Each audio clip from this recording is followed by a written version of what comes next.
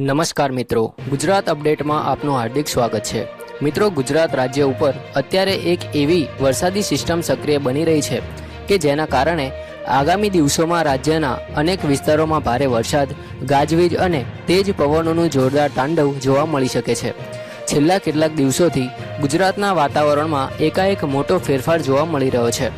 જ્યાં એક તરફ ગરમી પોતાના ચરમસીમા પર પહોંચી ગઈ હતી, ત્યાં હવે મેઘરાજાની એન્ટ્રી સાથે વાતાવરણમાં ઠંડક પ્રસરી રહી છે। પરંતુ આ વરસાદ માત્ર સામાન્ય વરસાદ નહીં હોય।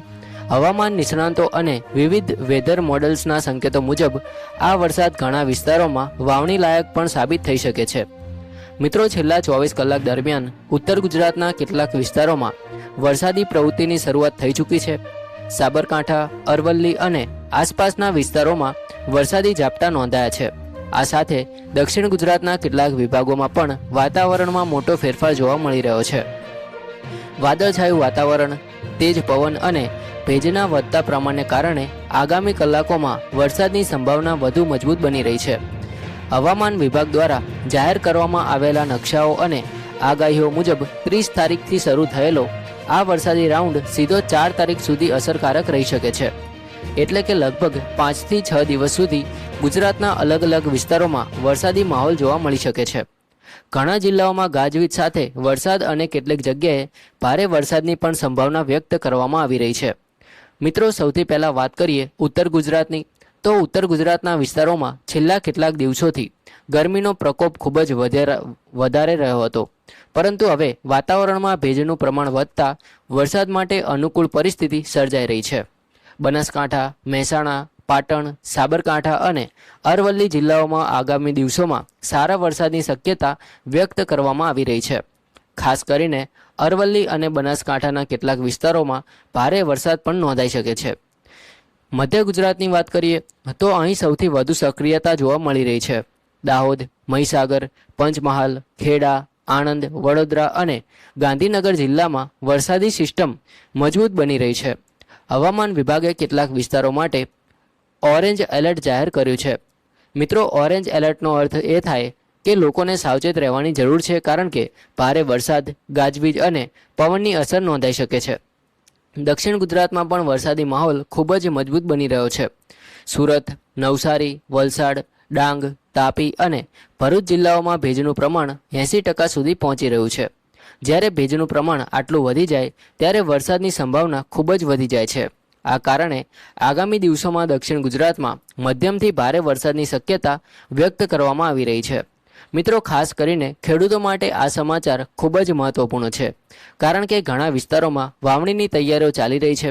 જો આ વરસાદ આગાહી મુજબ પડે તો ખેડૂતો માટે મોટી રાહત બની શકે છે। જમીનમાં ભેજનું પ્રમાણ વધશે અને વાવણી માટે અનુકૂળ પરિસ્થિતિ ઊભી થશે। જો કે કેટલાક વિસ્તારોમાં ભારે વરસાદને કારણે પાણી ભરાવાની સ્થિતિ પણ સર્જાઈ શકે છે। તેથી ખેડૂતોને સલાહ આપવામાં આવે છે કે તેઓ સ્થાનિક હવામાન વિભાગની સૂચનાઓ પર સતત નજર રાખે। સૌરાષ્ટ્રની વાત કરીએ તો ભાવનગર, અમરેલી, બોટાદ, રાજકોટ, ગીર સોમનાથ, જામનગર અને જૂનાગઢ જિલ્લામાં આગામી દિવસોમાં વરસાદની સંભાવના વ્યક્ત કરવામાં આવી રહી છે। હાલ સિસ્ટમ ધીમે ધીમે સૌરાષ્ટ્ર તરફ આગળ વધી રહી છે અને આગામી 24 થી 48 કલાક દરમિયાન વધુ સક્રિય બની શકે છે, જેના કારણે કેટલાક વિસ્તારોમાં ભારે વરસાદ પણ નોંધાઈ શકે છે। મિત્રો, વરસાદ સાથે પવનની અસર પણ ખૂબ જ મહત્વપૂર્ણ છે। વિવિધ વેધર મોડેલ અનુસાર ગુજરાતના કેટલાક વિસ્તારોમાં 50 થી 60 કિલોમીટર પ્રતિ કલાકની ઝડપે પવન ફૂંકાઈ શકે છે।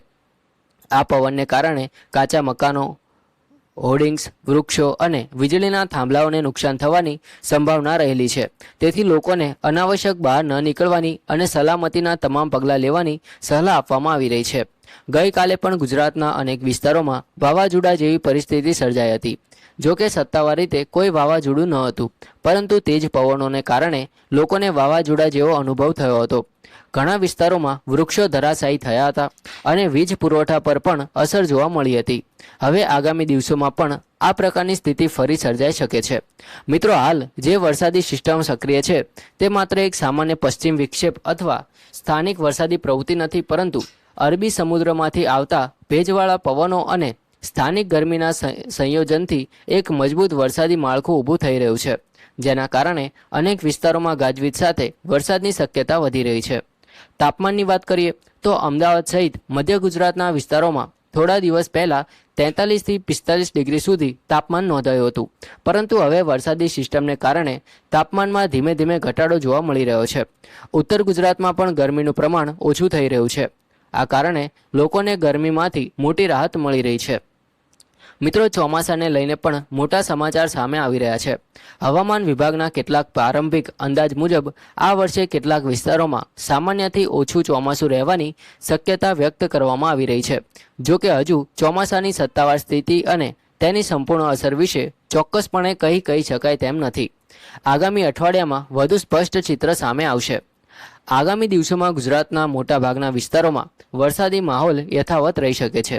તેથી તમામ નાગરિકોને અપીલ કરવામાં આવે છે કે હવામાન વિભાગની સત્તાવાર સૂચનાઓનું પાલન કરે અને કોઈપણ અફવા પર વિશ્વાસ ન કરે. ખાસ કરીને ગાજવીજ દરમિયાન ખુલ્લા મેદાનોમાં ઊભા રહેવું, વૃક્ષ નીચે આશરો ન લેવો અને વીજળી સંબંધિત સુરક્ષાના નિયમોનું પાલન કરવું. મિત્રો, આ વરસાદ ઘણા લોકો માટે રાહત લઈને આવશે તો કેટલાક વિસ્તારોમાં મુશ્કેલીઓ પણ ઊભી કરી શકે છે. તેથી સાવચેતી અને જાગૃતિ બંને જરૂરી છે. અમે સતત હવામાન સંબંધિત દરેક મહત્વપૂર્ણ અપડેટ આપતા રહીશું, જેથી તમને સમયસર અને વિશ્વસનીય માહિતી મળી રહે. મિત્રો, હવે એક ખૂબ જ મહત્વની વાત કરીએ કે આ વરસાદી સિસ્ટમ માત્ર શહેરો પૂરતી મર્યાદિત નથી રહેવાની. ગામડાઓમાં પણ તેની મોટી અસર જોવા મળી શકે છે. ખાસ કરીને ખેડૂતો માટે આગામી 4 થી 5 દિવસ ખૂબ જ મહત્વપૂર્ણ રહેવાના છે, કારણ કે ઘણા વિસ્તારોમાં ખેડૂત મિત્રો ખેતરની તૈયારીમાં વ્યસ્ત છે. કોઈ ખેડૂતોએ ટ્રેક્ટર ચલાવીને જમીન તૈયાર કરી દીધી છે, તો કોઈએ ખાતર અને બિયારણની વ્યવસ્થા શરૂ કરી દીધી છે. આવા સમયે જો સારો વરસાદ થાય તો ખેતી માટે ખૂબ જ સકારાત્મક સ્થિતિ બની શકે છે. હાલમાં ગુજરાતના અનેક વિસ્તારોમાં જમીનમાં ભેજનું પ્રમાણ ખૂબ જ ઓછું છે. લાંબા સમયથી ગરમી અને તાપમાનને કારણે જમીન સૂકી બની ગઈ છે, પરંતુ હવે આ વરસાદી સિસ્ટમને કારણે જમીનની ઉપરની સપાટી ભીની બનશે અને વાવણી માટે અનુકૂળ વાતાવરણ ઊભું થશે. જો કે મિત્રો, ખેડૂતોને એક સલાહ આપવામાં આવે છે કે માત્ર એકાદ વરસાદી ઝાપટા પડતા જ ઉતાવળમાં વાવણી શરૂ ન કરવી જોઈએ. સ્થાનિક કૃષિ વિભાગ અને હવામાન વિભાગની માહિતી પર ધ્યાન આપીને જ અંતિમ નિર્ણય લેવો જોઈએ. મિત્રો, ઘણા લોકોના મનમાં એક પ્રશ્ન હશે કે આખરે આ વરસાદી સિસ્ટમ અચાનક એટલી મજબૂત કેવી રીતે બની ગઈ? તો મિત્રો, તેના પાછળનું મુખ્ય કારણ અરબી સમુદ્રમાંથી આવતો ભેજ અને ઉત્તર ભારત તરફ સર્જાયેલા દબાણના ક્ષેત્રો છે. જ્યારે ગરમ હવા અને ભેજવાળી ઠંડી હવા એકબીજાને મળે છે ત્યારે વાદળોનું નિર્માણ ઝડપથી થાય છે. આ પ્રક્રિયાના કારણે છેલ્લા કેટલાક દિવસોથી ગુજરાતના આકાશમાં ઘેરા વાદળો જોવા મળી રહ્યા છે. હવામાન નિષ્ણાંતોના જણાવ્યા મુજબ અનુસાર હાલમાં જે પવનની દિશા છે તે પણ વરસાદ માટે અનુકૂળ બની રહી છે. સામાન્ય રીતે ચોમાસા પૂર્વે આવા પ્રકારની સિસ્ટમો જોવા મળે છે, પરંતુ આ વખતે તેની તીવ્રતા થોડું વધારે હોવાનું જણાઈ રહ્યું છે, જેના કારણે કેટલાક વિસ્તારોમાં સામાન્ય કરતાં વધારે વરસાદ પણ નોંધાઈ શકે છે. મિત્રો, શહેરમાં રહેતા લોકો માટે પણ આ સમય સાવચેતીનો છે. ખાસ કરીને અમદાવાદ, વડોદરા, સુરત, રાજકોટ અને ગાંધીનગર જેવા મોટા શહેરોમાં વરસાદ શરૂ થયા બાદ ટ્રાફિકની સમસ્યા વધી શકે છે. નીચાણવાળા વિસ્તારોમાં પાણી ભરાવાની સ્થિતિ પણ સર્જાઈ શકે છે. તેથી જો જરૂરી કામ ન હોય તો ભારે વરસાદ દરમિયાન બહાર નીકળવાનું ટાળવું જોઈએ. વીજળીના ચમકારા અને ગાજવીજને લઈને પણ ખાસ ચેતવણી આપવામાં આવી રહી છે. દર વર્ષે ગુજરાતમાં વીજળી પડવાને કારણે જાનહાનિના બનાવો બનતા રહે છે. તેથી જ્યારે પણ આકાશમાં ગાજવીજ શરૂ થાય ત્યારે ખુલ્લા મેદાનોમાં રહેવું નહીં. મોબાઈલ ફોનનો ઉપયોગ ખુલ્લા વિસ્તારમાં ઓછો કરવો અને શક્ય હોય તો સુરક્ષિત ઇમારતમાં આશરો લેવો જોઈએ. ખેડૂતો ખાસ કરીને ખેતરમાં કામ કરતા હોય ત્યારે આ બાબતનું ધ્યાન રાખે તે ખૂબ જ જરૂરી છે.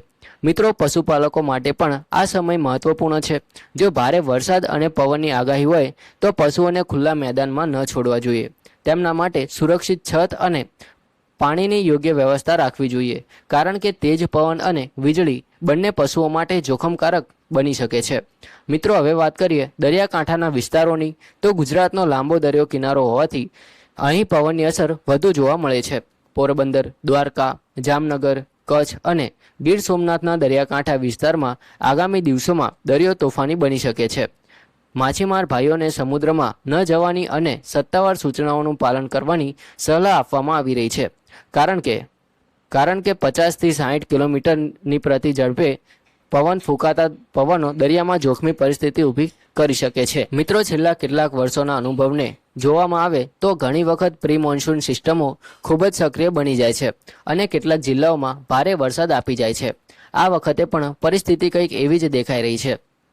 તેથી લોકોને આગોતરી તૈયારી રાખવી જરૂરી છે। ખાસ કરીને જે લોકો કાચા મકાનોમાં રહે છે અથવા જેમના ઘરની આસપાસ મોટા વૃક્ષો છે તેમને ખાસ સાવચેત રહેવું જોઈએ। હવામાન વિભાગના જણાવ્યા મુજબ આગામી દિવસોમાં તાપમાનમાં પણ નોંધપાત્ર ઘટાડો જોવા મળી શકે છે। જ્યાં થોડા દિવસ પહેલા 43 થી 45 ડિગ્રી સુધીનું તાપમાન નોંધાતું હતું, ત્યાં હવે વરસાદ અને વાદળછાયા વાતાવરણને કારણે તાપમાનમાં 3 થી 5 ડિગ્રી સુધીનો ઘટાડો થઈ શકે છે, જેના કારણે લોકોને ગરમીમાંથી મોટી રાહત મળશે। મિત્રો, ઘણા વિસ્તારોમાં ધૂળની આંધી અને તેજ પવનના કારણે વીજ પુરવઠા પર પણ અસર પડી શકે છે। તેથી મોબાઈલ ફોન ચાર્જ રાખવા, જરૂરી ટોર્ચ અને બેટરીની વ્યવસ્થા રાખવા જેવી નાની પરંતુ મહત્વપૂર્ણ તૈયારીઓ પણ કરી લેવી જોઈએ। આથી આવી તૈયારી કોઈપણ અચાનક પરિસ્થિતિમાં ખૂબ જ ઉપયોગી સાબિત થાય છે। આગામી દિવસોમાં સમગ્ર ગુજરાતનું વાતાવરણ ખૂબ જ રસપ્રદ અને મહત્વપૂર્ણ રહેવાનું છે। એક તરફ વરસાદની રાહ જોતા ખેડૂતો માટે આ સારા સમાચાર છે, તો બીજી તરફ ભારે વરસાદ અને પવનને કારણે કેટલાક વિસ્તારોમાં મુશ્કેલીઓ પણ ઊભી થઈ શકે છે। તેથી દરેક વ્યક્તિએ સાવચેતી અને સમજદારીથી કામ લેવું જરૂરી છે। અમે સતત હવામાન વિભાગ, વિવિધ વેધર મોડલ્સ અને તાજા અપડેટ્સ પર નજર રાખી રહ્યા છીએ। આગામી કલાકોમાં જો કોઈ નવી આગાહી અથવા મહત્વપૂર્ણ માહિતી સામે આવશે તો સૌથી પહેલા ગુજરાત અપડેટ દ્વારા તમને જાણ કરવામાં આવશે। તેથી ચેનલ સાથે હંમેશા જોડાયેલા રહેજો અને તમામ અપડેટ સમયસર મળાવતા રહેજો। જય હિન્દ, વંદે માતરમ।